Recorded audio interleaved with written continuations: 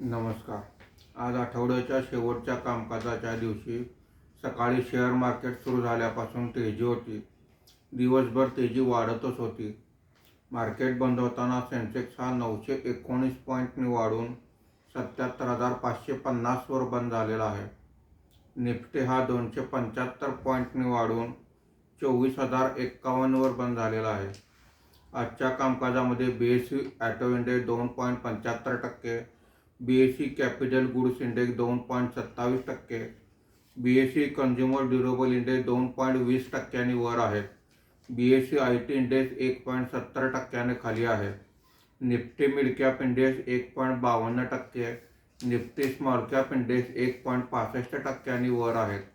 आजच्या कामकाजामध्ये निफ्टीमध्ये वाढलेले मुख्य शेअर्स पुढील प्रमाणे: Asian paint 4%, Eicher motors 3.87%, ICICI bank 3.17%, Shriram finance 3.14% अशी वाढ आहे.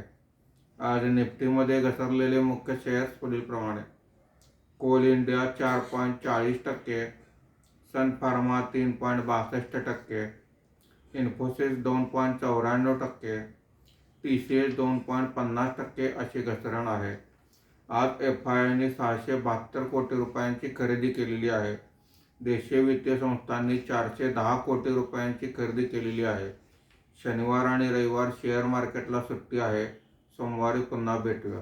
धन्यवाद.